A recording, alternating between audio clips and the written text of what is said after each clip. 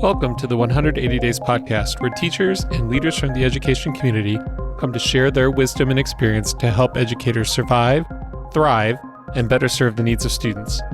I'm one of the co-hosts, Tim Pope. And I'm your other host, Karen Greenhouse. Welcome to the 180 Days podcast. And today we are excited to have with us a friend from a long time ago, but a math educator for over 27 years, who currently works at the American School of The Hague in the Netherlands. And so we are going to be talking to Corey Andreasen and sort of exploring his journey to teaching in another country. And also, what's like there to teach in different countries and what's COVID like over there, all of those aspects. So welcome, Corey. We are very excited to have you. I'm happy to be here. Corey, the International School at The Hague sounds so much more interesting than Sheboygan, Wisconsin. It sounds much more interesting, doesn't it? Although I did love living in Sheboygan, but it's a nice experience here. So in a minute, I'm going to have you kind of explain your journey from Sheboygan to the Netherlands, because I know you taught in another country before you got to the Netherlands. But I just kind of want to first ask about, because I've experienced through some of the work I did with the Department of Defense, teachers from the United States teaching in other countries who love it. And most of them are, more, what's the word I want to say, more mature educators. So they're not starting teachers. I don't want to say, like, some of them have retired, but then went and taught in another country. And now Tim, I don't know if you know that Tim is also teaching in Bogota, Colombia. So I've got two people who are teaching from the United States, but teaching in other countries. So I am curious about the journey that got you there, Corey, because I think other educators are doing the same thing. So I'm just curious how that happened. I don't know about you, Corey, but I think I prefer the term more experienced over more mature. Yes. Okay. So that was the word I meant to say, experienced educators. Sorry about that. And you guys know me, and you know the term mature doesn't even apply. So. That's true. Good point. So Corey goes back to our key curriculum days. He was one of the amazing educators who helped with our online courses and our statistics books and things like that. So explain your amazing journey. Boy, Key Curriculum Press I was very sad to see them go. I mean, they were fantastic to work with and had great materials. And it fortunately brought me to meet you two as well, and a bunch of other great people. But you guys know I've been pretty involved with AP statistics in the U.S. and, working on textbooks and things like that. I had a lot of things going that I wasn't interested in giving up. And my wife had been interested in teaching overseas, and I just frankly wasn't, which she found disappointing. I said, you know what, if you want to go do that, I'll stay here. I'll hold down the fort. You can go do that for as many years as you want to and come back. But she didn't want that. She wants to be with you, Corey. Good for her. Yeah. Well, there's no accounting for taste. I was going to say, I think mine would be like, yeah, go. Yeah, I'd have left skid marks. But things in Wisconsin got worse and worse since 2011, when they decimated teachers' unions. And the district I was in, Sheboygan, really did as well by the teachers as they could. But there's only so much they could do when budgets get cut the way they were. And I was starting to get ready to move on anyway, just ready for a change. I'd been there for a while. And then in 2016, there was this election. What? What election are you talking about? Yeah. Well, it was a pretty clear sign that things were not going to turn around for the better, that it was going to get worse and on a national scale. And so I said to my wife, all right, let's go.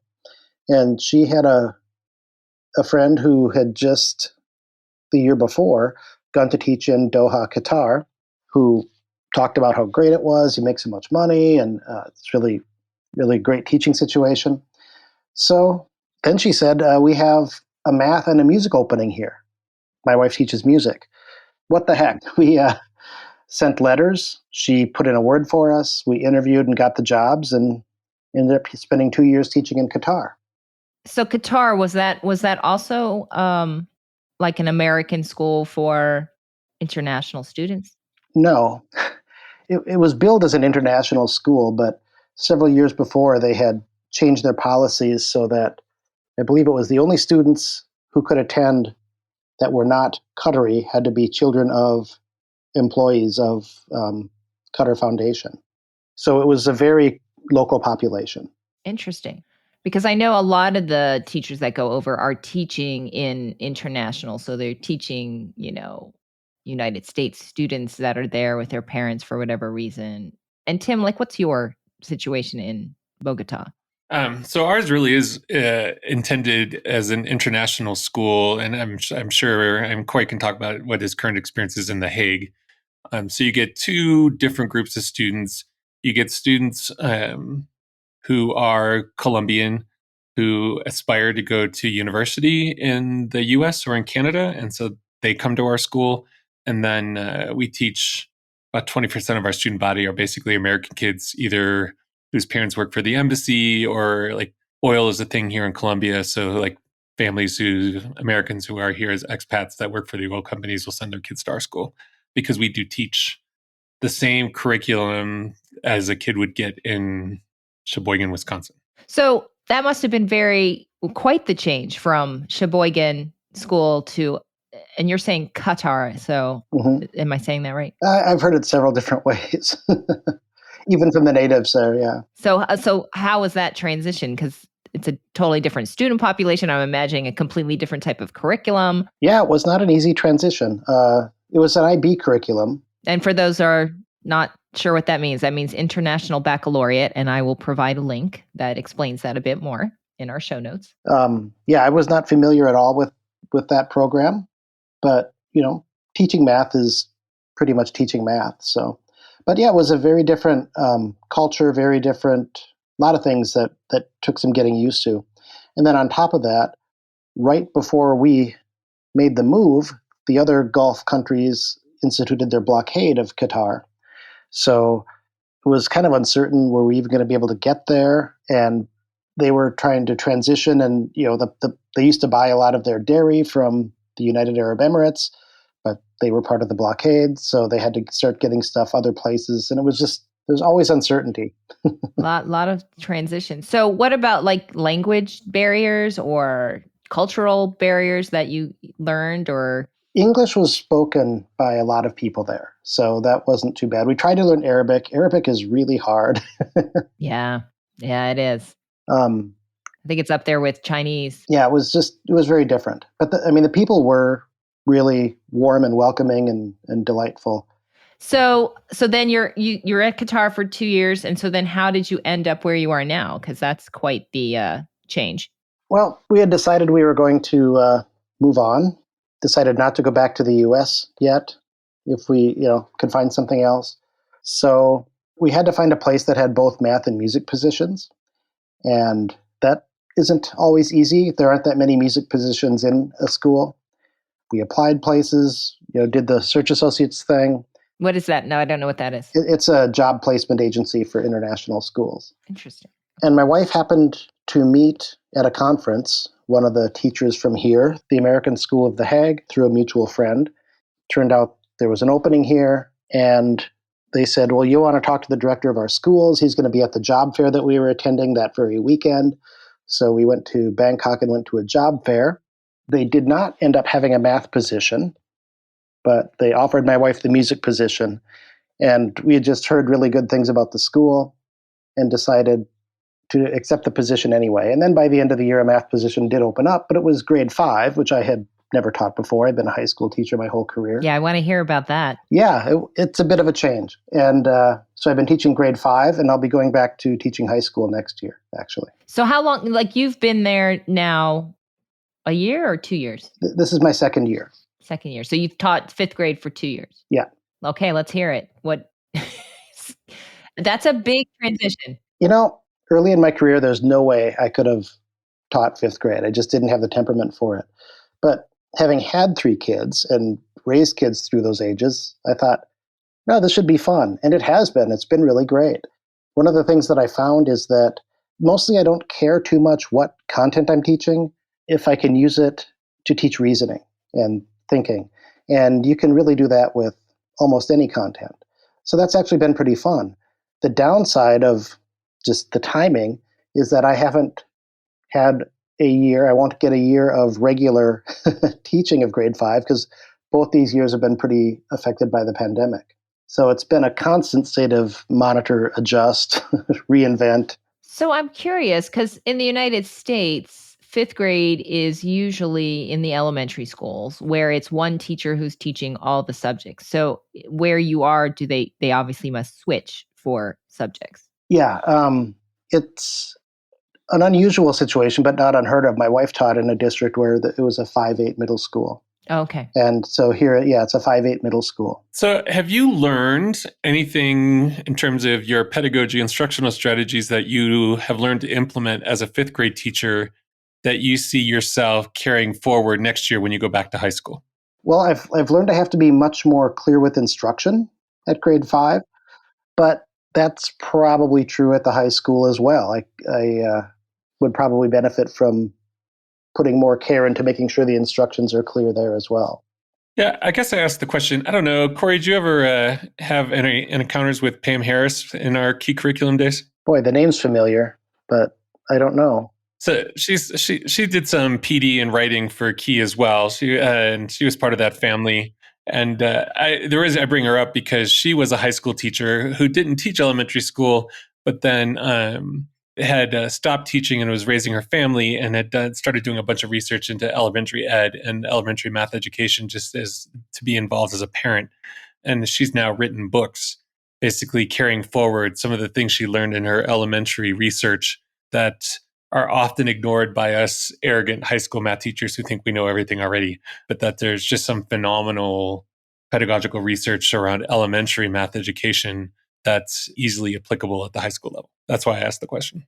One of the things that I really was excited about was the opportunity to try some things that I'd been reading about, but they weren't really high school kind of things, like the open middle stuff from Aristotle. Mm-hmm.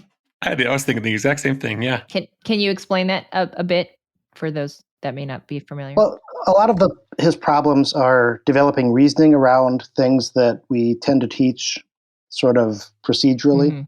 So they usually involve a computation where the numbers are left out. And students are asked to use digits 1 through 9, not all 9 usually, but so you might have a sum of 2 fractions, fraction plus a fraction.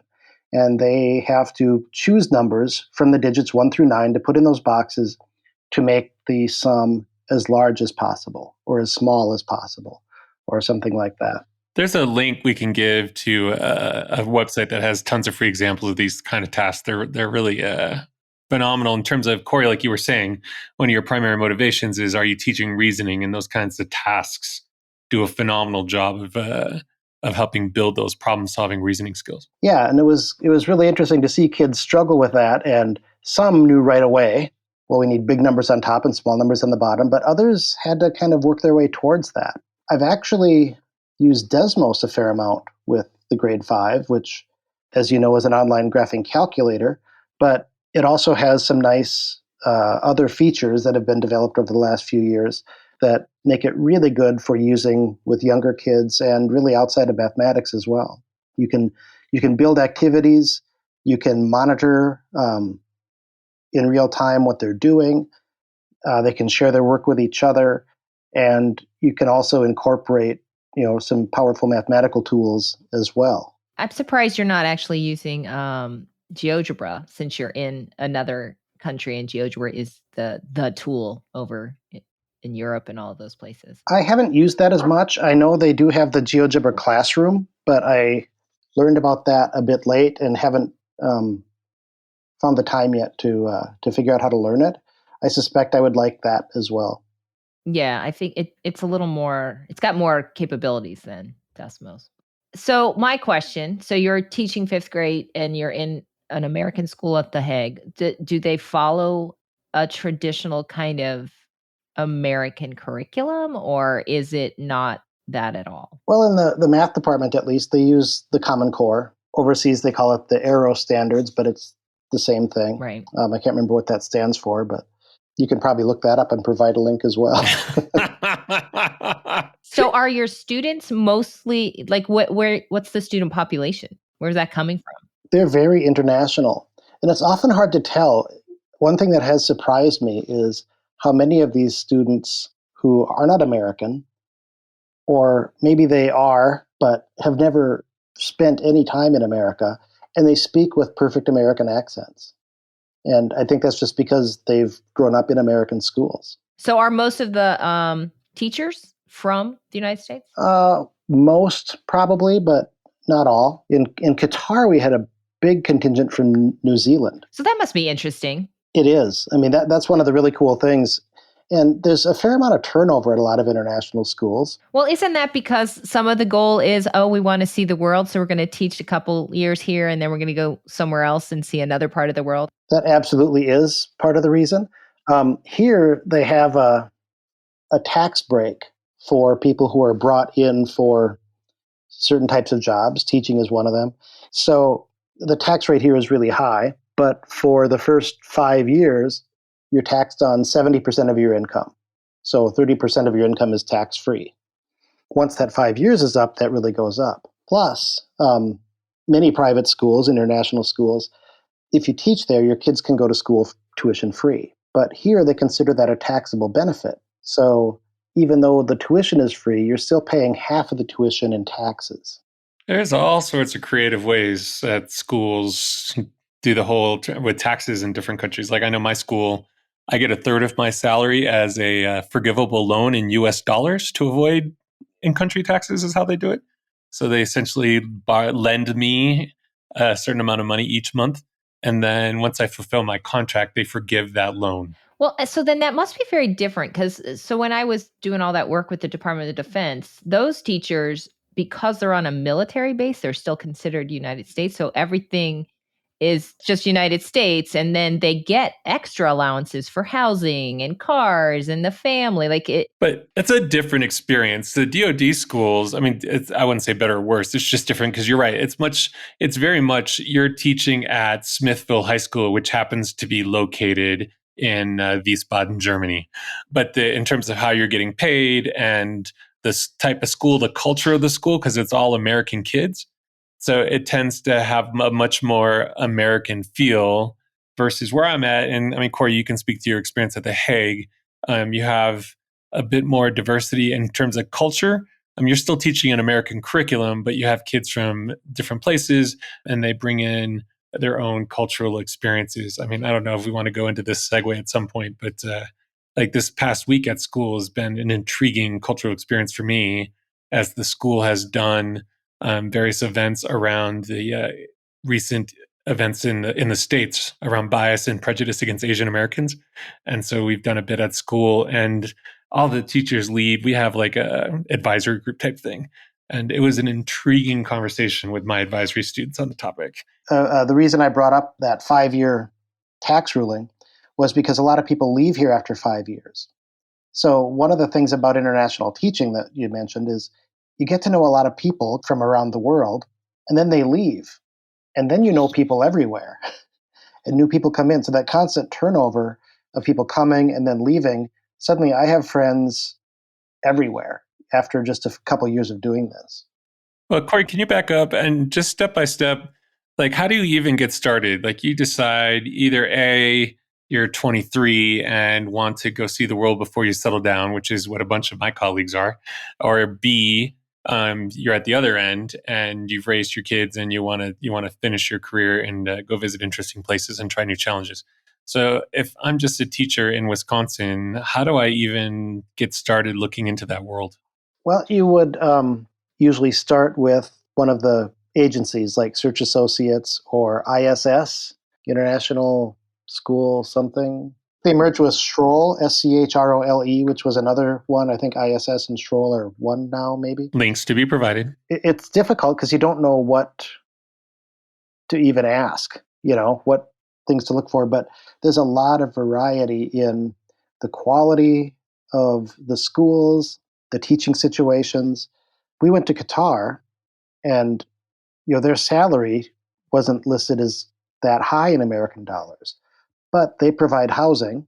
There are no taxes, no utilities, pretty much the only things you had to pay for were food, your phone, and entertainment, and a car if you wanted to get one. So we saved a lot of money those 2 years in Qatar. So when you say they provide housing, like, so I know that's also varies quite a bit depending on the country you're in. So like what was housing like in Qatar versus housing in the Netherlands? Well, in Qatar, pretty much everybody lives on a compound, whether you're American or expat or not. There's these gated compounds that people live in. So the teachers for Education City, which was the big education conglomerate that had universities and schools and other things, there was housing for them, and there were apartments and there were villas. We had a 2-bedroom villa, very spacious, very nice. And when you moved in, they give you a startup package of like kitchen stuff and things like that. It was all furnished, which was great for us. Some people were coming in and coming from another country where they had bought a bunch of furniture, and then what do you do with the furniture that's in the apartment was a bit of a challenge. But then you go to Europe, and the pay at the American School of the Hague is better than in a lot of places, but you are paying taxes. They don't provide housing, so you just have to go out and find an apartment like anybody else would. And Tim, you get housing, right? Like, so it's just very different no matter where you are. It really depends on the country and the school. So, I mean, my school is sort of a hybrid of the two.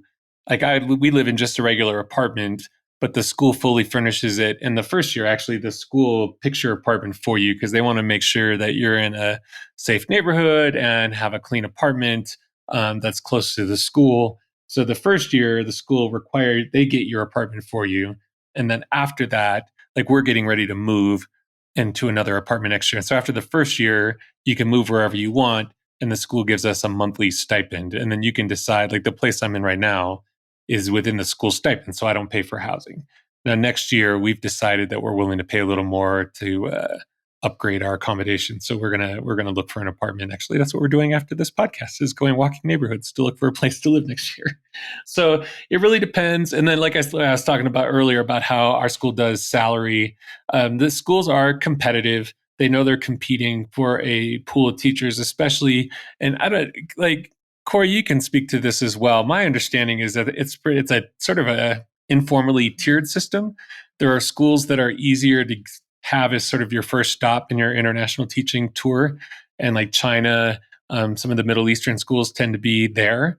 And then once you get that first experience, then other schools like in Europe and some of the bigger cities around the world, then you become more attractive to those folks and you can sort of move your way up the tiers. And then the pay, the benefits, Corey's right. You really have to think, depending on what kind of package you get from a school, like in terms of what are you going to get for dollars. My friends here who have taught in the Middle East said the same thing Corey did. It's a great place to start if you're looking to save money because your costs are so low and you're still getting paid a reasonable salary versus other places. You're going to get paid more, but you're also going to have more costs. But you get to live in a bigger city and maybe a bit of a more cosmopolitan experience. So it really depends on what you're looking for. Well, I mean, that's what I've heard from the military, the Department of Defense folks is it's a great place because you are actually saving money because they're paying for your housing. They're paying, so you actually end up saving a lot of money and you can travel and all that kind of stuff. That also depends because there are, some country, the cost of living obviously varies a lot in different countries. And so some countries where they don't pay as much, but they have a low cost of living, you can live like a king while you're there, but you don't really save up much money. What you save doesn't amount to much when you bring it somewhere else. Well, it's in like the country I live in. Are you thinking in dollars or the local currency? I mean, like we went to breakfast this morning with a family. And so there was 6 of us all together and we all had a couple coffees and a full breakfast and we were fighting over the bill, of which was like $26. So if you think in terms of US dollars, you're like, wow, that's amazingly cheap. But I mean, my salary also reflects the fact that they know that I live in a country where things are pretty reasonably priced. So I guess it's just like what you're looking for. Yeah, that's really, really what it is. And there's also, like, I knew people who taught at other schools in the Middle East, in Qatar, and the teaching situations could be really different. And some of them were really awful. Like what do you mean by like what? Well, just the way they treated the teachers. I knew somebody who taught at one of the schools, and like every test that she gave, her supervisors would regrade the test. And if she made any mistakes, that counted against her and she could be docked pay, really. Oh my goodness. Just weird things. So then how do you, because I would imagine that it's probably very competitive, especially if you're trying to get into some of the, the international schools like the one you're in. How do you judge whether it's a good school or not a good school or that type of thing? I almost hesitate to mention this, but there is a site, International School Review. Well, I think you'd want to be part of that if you're planning to go teach. Like, you'd want to know. Well, there's a small fee to have the membership, and you have to take it with a grain of salt because you read some of the reviews and you can tell here's a person who has an axe to grind. But if there are several reviews and you see patterns, then you can make a judgment. Yeah, make a judgment. Well, and you got to check the dates, how old the data is. And then I don't know if this is true. The schools the one I'm at, and then as well as others I've heard of, unlike in public school systems in the States, the director has a lot of influence over the direction of a school. And so a school can radically change in terms of the experience of teaching there based on who's running the place. Yes. So, it might be a school. So if you look at the reviews, and like the school I'm at right now, if you look at the reviews that are more than 4 years old, a lot of them are trashing the school, and for good reason. And then the school hired a new director, and it's a night and day experience. The people who have been here for both regimes tell me. Right. The other thing for folks considering doing this, the hiring period's a lot earlier for international schools than in the States. When I got my job, I interviewed in October and I had accepted the gig in early November. So they really hire like well ahead of time. So you have to plan, you have to know what your timing is for when you want to do this. Yeah, and ours, I think we got hired in December or January for the next year. But that's another thing that in many international schools also, you have to let them know by November or December if you're leaving. And you probably don't have another job lined up yet. So there really is kind of the leap of faith. The unknown for a few months. So I'm curious. I think, Tim, you sold all of your stuff, right? Yeah, we kept a few things anyway. Yeah. So what'd you do, Corey? We still have our house in Sheboygan. We are renting it out. Although that's been kind of hard when we go home and we stay at a friend's house right across the alley from the house that we own and can't use. Yeah, that would be very strange. Hey, get out of my house. Yeah, we have to decide what we're going to do with that. So what is your plan down the road? Obviously, you're another year there, going back into the high school. So, can you stay as long as you want? We bought a house. Really? We bought a house. So nice. We're planning on being here for a while. And so what's the real estate like there? So that would be another interesting comparison. It's strange. What we paid for this house, we could never have afforded back in the States on a similar salary. Interest rates are really low right now, but also just however they calculate things, our payments are reasonable. They also do this thing here where after you've paid off a certain amount, they recommend you switch to an interest-only loan where you're just paying off the interest. And my wife said, well, then you'd never pay off the house. And the guy said, so? So? You don't really want to pay off the house because you pay taxes on the part of the house that you own. So then no one really owns their house? That's very odd. Not completely. Huh. So it's just different. Going back to the thing about the competitiveness of these schools, there were several times where the posting for the job looked like it was written for me. They were looking for somebody with experience, somebody with AP experience, maybe even AP statistics experience. And I would apply and highlight my experience in AP statistics, which you guys know is... it's pretty vast. Yeah, you're like the guru. Yeah, and I wouldn't get a call. And not that I think I should be a shoo-in for any job or anything, but it just was odd repeatedly to not get any response at all. But word of mouth is huge in the international community. So that's why it's also really helpful. You work with people and then they scatter, and then you work with another group and they scatter, because having them be able to say, hey, I know this person and they'd be good, gets your resume looked at, gets it picked out of a pretty big pile. Well, it's a marketing thing. Remember, these are private schools too. So Corey's right. There's definitely if you know someone, I have to admit, I'm a little sad right now that Corey admits that he just bought a house, because one of the questions I was going to ask him is what it would take to get him to move to South America. We actually use SIA. You could come teach out of SIA. But so it's word of mouth, but then it's also how many different countries have you lived in? Because that's a marketing thing that parents understand. Like we have teachers who have taught at X number of different schools and what tier school you're at. So your resume, so you can be this outstanding teacher in the US, but that doesn't market necessarily terribly well to the Colombian elites. I mean, the reality is I cheated to get my job. I cheated the system. No, I don't think you cheated. You just used your connections. Well, there you go.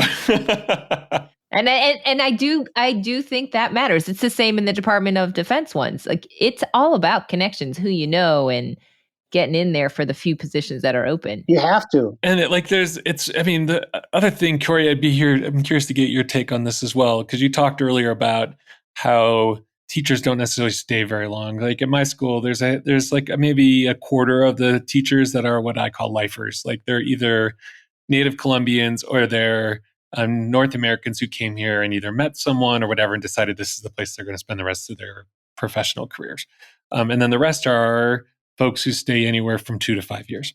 It makes it difficult, at least I'm finding it difficult, to have like any sort of systemic vision for instruction, because you can work with a group of teachers, but then by time you really get things up that you're turning over a chunk of your department every year. Have you had that experience, Corey? Well, I haven't been anywhere long enough to to know, because you're one of those teachers. Yeah, well, we taught for 2 years, and I hope to stick around here for a while. But yeah, I think it's something that's just it's just an expectation here. You're going to be turning over teachers, and that's like some places really want that. I have a friend who taught in China, and some of the schools there really don't expect anybody to stay more than 3 or 4 years. They don't encourage it. What are the qualifications? Like, do you have to have an American teaching certificate? Have to? Probably not. I think they look for that. If you don't have that, you probably, there's a good chance at least the more selective schools won't look at you. Like, I don't have one anymore, and I keep thinking, because I let it lapse, but like I teach in a university, so it's like, right. So you don't that need shouldn't it. count for something. It depends on I would think it depends on the school in terms of how hard and fast a rule it is. I don't have a certification for 5th grade. Right. My certification is grade 7 through 12. But this position opened up. The director definitely, after our interview at the job fair, was interested in hiring me, but I still had to interview with the middle school principal. But now I guess feel like I'm kind of going back home to high school, the game I know. I know my school requires a teacher. It doesn't have to be American. Like we have Canadian teachers. We have, like I said, we have a handful of Colombian teachers, but you do have to have a valid teaching license. I got lucky on that greenhouse. I had always kept my teaching license current because I thought it gave me credibility as a PD person to say, hey, I'm a certified teacher. So that came in handy. I probably could still get mine recertified, but Virginia required, I used to just pay the license fee every year. That's all I needed to do. But then they changed it to you had to go take a CPR class. And I was like, and so I didn't do it. Well, and then Wisconsin, one of the things that our wonderful governor did, which is not good for the profession, but is good for me, is they went back to lifetime licenses. So if you had a teaching license, it's a lifetime license. You just have to do a criminal background check every 5 years or something. Oh, wow. Now, Texas, I had to, every 5 years, I have to send them another $80. And I have to click a button on a website saying that I attended PD. So in Virginia, you had to do, which is the one I kept even when I lived in Texas. It's 180 hours of PD that you had to prove. Like you had a documentation of it. And if you didn't have a master's, I think 90 of it had to be college courses. But once you get the master's, then you're fine. It could be anything, but you had to prove it. So lesson, if you're thinking about doing international schools, think early. Go to the networking websites. And typically, now this was all weird this year because of COVID, but typically those job fairs that Corey was talking about, he went to Bangkok, they have those job fairs in the States as well. You can attend those job fairs and they have like international schools from all over the world are part of those networks that Corey talked about. You bring a stack of your resumes and you're going to go meet with folks that have openings. And folks get hired sometimes on the spot, because it's usually the director of the school that attends those things and does the interviewing. you can have a pretty good sense of where you might land pretty quickly. So let's say I'm a 23-year-old, and then we also have, a more experienced educator, and they're both applying for the same position. Like, what are schools looking for? Or does it matter? It doesn't depend on the school, but are they looking for that more experienced person, or are they looking for fresh, new, excited, young? I think they're looking for people who will do good teaching, and experience obviously helps with that. But somebody who is new, who is well spoken, and has a clear vision for what they want to do could also do well. But like I said, a lot of it to get that resume looked at, if you know somebody at the school, that's really helpful. And like I said, that whole tier thing plays into this as well. Like, where do you want to go? If you're into like, hey, I just want to try a place for a couple of years and see what it's like. Again, it's somewhat field dependent, just like it is in the States. STEM teachers are going to find more openings than social studies teachers. If you're flexible now, the more, like if you're wanting to teach in London or Paris or a city like that, then you're really going to need connections, because those spaces are incredibly competitive. So both of you teach now in other countries. Is the school setup or the culture, like the way you teach, is it similar, or is it vastly different, or does it just depend on what country you're in? In Qatar, I thought it felt very different. The culture was very different. And you could feel that the school looked different. It was a very impressive building, very, Middle Eastern architecture and stuff. When we walked into this school, it feels like a really nice American style school. So do they run classes the same, or, is it every day you teach, or it's an hour and a half, or it's an hour? So is that aspect of it similar? Well, both places had sort of rotating schedules, so they're pretty progressive with their schedule. Yeah, and that's what I have here. We do rotating block, so you can be progressive with scheduling. The other thing we get away with that would be more of a struggle traditionally in the States is we do pure standards-based grading. So we don't do letter grades. There's no percentages. All grades are based on summatives alone, which are all graded on a 4-point rubric that we create every time. So this whole partial credit, 93 to 100's an A, like we don't do any of that. And then the school provides, when they send out college transcripts, there's a little one-pager they send out to the U.S. colleges giving rough equivalents to our grades to the ABCD scale, so that colleges can make their assessments. So does that mean that basically students just have to have a certain standard accomplishment so they can move to the next grade? Is that sort of what you're talking about? Well, we have there's a line. So kids on the report card, they get a number on a 4-point scale is what the grade is. And it's all based on, it's pure standards-based grading. So in our system, we have the standards that we're supposed to cover in a year, which is roughly the Common Core, although they're making some switches now because they want to be a certified AP school. That's a whole nother podcast we need to do. And then basically what happens is I give summative assessments, and then I link it to what standards did that summative cover. And then their final grade is based on their average mastery across the standards. Basically, it's really meant you come out with a true sense of, all right, based on the standards, what is your mastery of the standards of that course? Is yours similar, Corey? Is it sort of the same idea? At the middle school, it's all standards-based as well. And I just, on my own, in my AP Stats classes, started doing standards-based grading back in the States. And to me, the most important fundamental change was, instead of saying tests are this percent of your grade and homework is this percent, it's this topic is this percentage of your grade, and this topic is this percentage of your grade. And once you switch that mindset, so many other things just fall into place. Things like extra credit don't have they don't fit in that kind of system. It doesn't make any sense to talk about extra credit. And the conversations with students changed so profoundly. When a student wanted to improve their grade, what they would say is, I need to reassess on inference or whatever the standard was. They weren't that broad, but it turned into, I need to reassess on this topic. And the conversation was about the learning, not about the percentages, the numbers. So does homework count as anything for a grade at your school, Corey? No, not in the middle school. It doesn't for me either. And just for the record, for all of you teachers who think that kids won't do their homework, I would say roughly the same number of kids who did homework when it was a part of their grade do their homework now, and the kids who never did their homework when it was part of the grade still don't ever do their homework now. But now the grade is really, it's not a behavior grade anymore, because often in the States with traditional grading, it's as much a behavior grade as it is a what did they learn. Right. And so we're no longer grading behavior. And I have students who don't often do the homework, but they engage in class and they do well in the summatives, they get a good grade. So I really feel we're grading knowledge. Now, what we do, the kids, the parents care, but the kids don't care, is we also have what they call life skills grades. And that's where kids' lack of doing homework, lack of engaging in class, like we're grading behavior. And it's a life skills grade. It doesn't go on their transcript. The kids couldn't care less about it. But a lot of the parents do. It's like feedback for parents. Yeah. Exactly. Yeah. That makes sense. And so we do that, and that's where you reflect that sort of thing.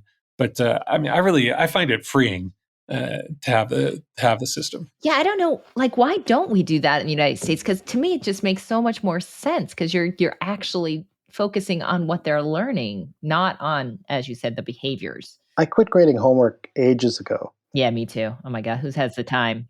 Sometimes I would still record whether students did it just for information purposes, but it was not part of the grade. And one of the things that changed is the reason kids would do homework. They would do it to improve their learning. If they're not doing it to improve their learning, they might as well not be doing it. Yeah, it does put a different spin on everything, doesn't it? We have an interesting policy around homework at the school, which I take credit/blame for, because I came here as a consultant and helped them put it together. Well, because the issue was the kids, because they have unlimited retakes for summatives, because the idea is really it's supposed to reflect what you know. And so frequently the kids wouldn't do their homework and wouldn't do anything to prepare for a summative. So now our policy, so as I look at homework and record it, because our school has a policy that in order to retake summatives, basically the idea being that you have to have actively participated in the learning the first time. And then if you need additional time to master it, then we'll give it to you. But if you haven't been actively engaging in the learning the first time, then you lose the opportunity to do it again. So that we don't grade homework, but if you want to be able to retake summative assessments, then you have to have shown, and one of the ways you show it is by doing your homework. I used to do a reflective piece on that, where if a student wanted to retake a test, they had to fill out a little request. And what is it that you want to retest? Why didn't you do well on it the first time? Which might be, I didn't prepare. It might be, I thought I was ready, but I wasn't. Whatever. What are you going to do to prevent this from happening again? And the first time I always said, sure, you can retake your assessment. But if it got to be a second or a third time, and they hadn't started doing those things they said they were going to do, like, well, I'm going to start doing my homework, or I'm going to come in for help a couple times before the test, whatever it is they said they were going to do, if they haven't done it, it's like, yeah, sorry, man, you're out of luck. Yeah, no, I think that's good. I love it. All right, I'm looking at our time here, and we are coming to the end of our hour. So I would like to ask a final question, and it kind of goes out to both of you. But I watch you on Facebook, and I see all your amazing pictures from the countries you've been in, and like the flowers that you're posting now from the Netherlands, and like things like that, and like your travels, and it just seems so exciting. So this is going out to both of you, since you're both in international teaching situations. What is like the best thing about this? And then what is maybe some of the worst things that people who might be considering doing this might want to think about? Well, for me, one of the best things is the travel. That first year of teaching in Qatar, we were in 10 different countries that year. That doesn't count stopovers at airports. We actually visited 10 different countries, counting the US and counting Qatar. Like, I never would have had that chance if I had stayed teaching in the US. So that has been fantastic. Travel is such an educational experience. So now something to be cautious about that maybe you hadn't thought about, but now that you know. It is hard leaving your friends, your family. I haven't seen my kids for 2 years now with the pandemic. So yeah, that gets hard. We have a lot of friends that we left behind that we miss terribly. So, well, and like parents and things like that too, right? Yeah. So that is something to really consider because you can't just see them. Tim? For me, it depends where you go. So like I have a different experience. I'm south instead of east. So like I'm in the same time zone as my family in the States, my kids, and my mother-in-law. So it's the same time for me as it is for them. And it's a 4-hour flight. That's a reasonably inexpensive flight to get home. As a matter of fact, my wife still works in the States. She spends 2 weeks a month with us and then 2 weeks in the month in the States, doing her stateside job. So we're not as removed in terms of from friends and family. I mean, I came for different reasons. Like the number one reason is I love the school I teach at. I was fortunate enough to be here, have experience. They have an instructional vision that very much matches what I want to do. I don't think I could move. I couldn't see myself ever being happy going to a school that I wasn't sure about in terms of their instructional vision just because I wanted to live in a certain country or live in a certain city. I mean, we picked Bogota because of the school, not because we were in love with Bogota. Now, we've come to love Bogota. It's a beautiful city and a wonderful place to live and enjoy the people we've met and our experiences here. Now, we just came this year, so our ability to travel has been really limited because we moved here in the middle of COVID. So we've done some traveling. We're about to leave town tomorrow because it's La Semana Santa, otherwise known as spring break in the States, but here it's all tied to the church. So it's La Semana Santa. But so we've done some in-country traveling this year, but we are looking forward to hopefully next year things opening up and having a chance, because you just have, like in Europe, same in South America, you just have much easier access. I mean, Peru's just south of here. So at some point we want to go to Machu Picchu and things like that. So there is that element of it, but I'm primarily driven because I just love this school and I love the opportunity I have. I mean, I had to give up any sense of social justice. My funny story is 2 days ago, I'm in class and a cis female, a young woman who identifies as a female, she had a Starbucks cup on her desk and it said Oscar on it.